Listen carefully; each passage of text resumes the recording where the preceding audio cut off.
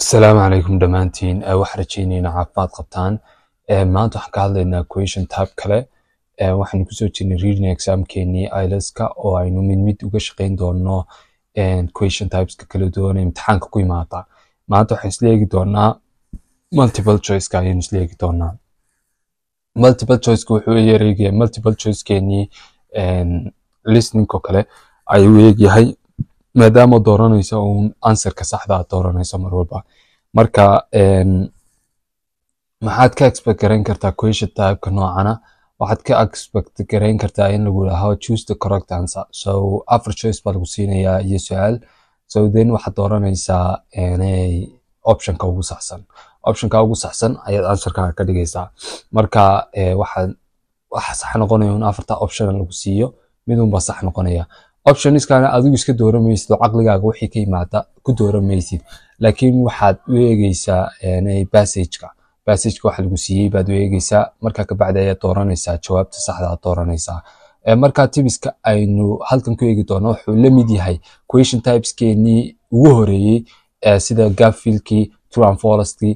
tibiskeenii nooca ahaa laakiin wuxuu ka duwan tibiskii maalmihii dhawaan kusoo jirnay ahaa marka hore ma garanaysaa su'aashan ugu dambeysay su'aalaha sida paragraph headings oo kale sida bahal su'aalaha noocaas oo kale ma garanaysaa aynu labadii su'aalood question types ugu dambeeyaan ka soo hadalnay kuwaas way ka duwanaayeen laakiin tan waxa looga shaqeynayaa sidii looga shaqeynay true and false-ka not yes no not given-ka iyo gap fill-ka aynu hore uga soo hadalnay marka waxaan nidhi don't read the passage first marka ugu horeysa horta akhriin passage-ka marka ugu horeysa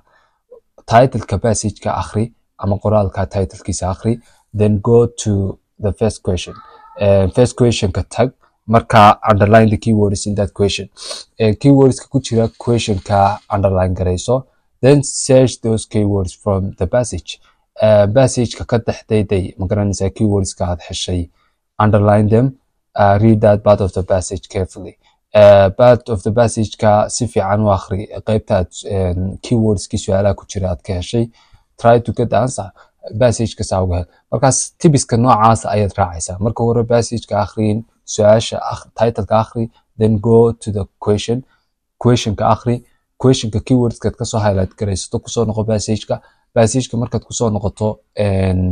fahan qaybta ku jiraan keywords-kaasi markaad si fiican u akhriyo qaybta ka shaqeeya su'aasha ama isku day inaad ka jawaabto su'aasha imagana waxaan isla eegi doonaa example ku saabsan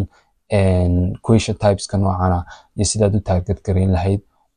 ma garanaysaa aynu isla daawano aynu isla eegno example-kan ugu horeeya aynu soo qaadanay marka hore waxaan nidhi marka hore don't go through the passage so halkaynu passage-ka kasoo akhriyi lahayn passage-ka aadka u dheer waxaan sameynaa un muxuu ku saabsan yahay passage-ku driverless-kaas waa gawaadhidas wada ku saabsan yahay soo maaha question-iska toos u tag which of the following statements is accurate statementska keeba accurate statementkan xagga hoose aan ku haysano afartan statement keeba accurate marka loo eego passage-keena ayaa halkan inoo taala marka intii aynu ma garanaysaa ay ku xiiqi lahayn halkan waxaanu akhriyeynaa un questionska ama choiceskan haysano driverless cars conform to safety regulations okay there is an obvious market for fully automated cars human drivers are no competition for driverless cars potentially full automated taxis are more cost effective than normal taxis so keywords-ka question-keenu calaamadsanaa conform to safety regulations okay there is an obvious market for fully automated cars process of elimination baad samayn karaysaa process of elimination waa maxay in aad tiraaho afartan keebaa khaldan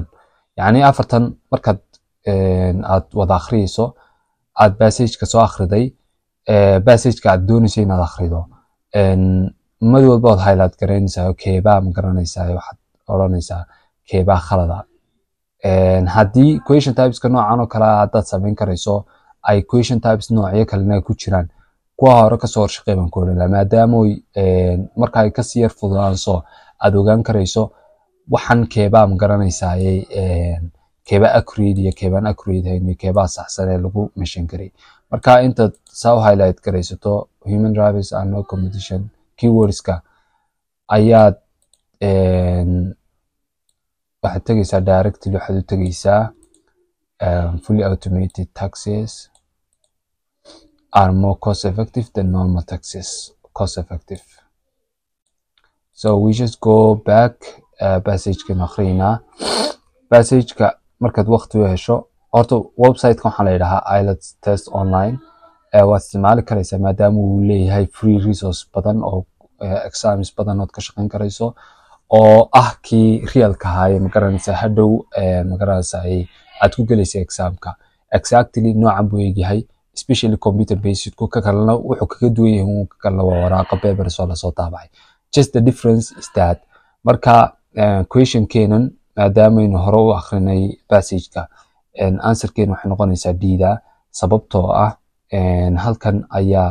wuxuu ku sheegay hiring driverless cars means that the client does not have to pay the cost of the driver in the cafe. Haddii uu driverless cab uu qabsado qofku clientkaas waxay ka macnatay inaanu bixinayn costka driverkaasi uu ku kaxaynayo taxiga maadaama uu driverless uu yahay oo ma garanaysaa oo driver aanu wadin lacagtii qarashkii ku bixi lahaa ma garanaysaa darawalka baa meesha ka baxaya. The only cost incurred by clients is for fuel plus wear and tear. It's certainly an attractive proposition. Uber stands to benefit too, since employees can. So, halka waxaan oran karnaa sentence-ka kaliya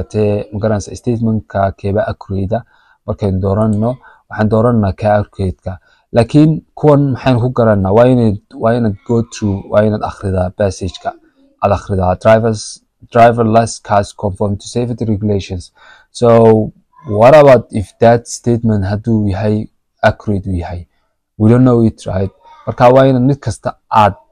khalad u noqdaa markaasaad ka saxdaa uu ku soo haraya marka sida ayaynu ka shaqeyn doonaa sida ayaynu isku dayi doonaa insha Allah taala subscribe to noo saar videoyadan dambana la soco question types keena dambana la soco aad bay mahadsantiin dhamaantiin guud baan idin rajaynaa insha Allah.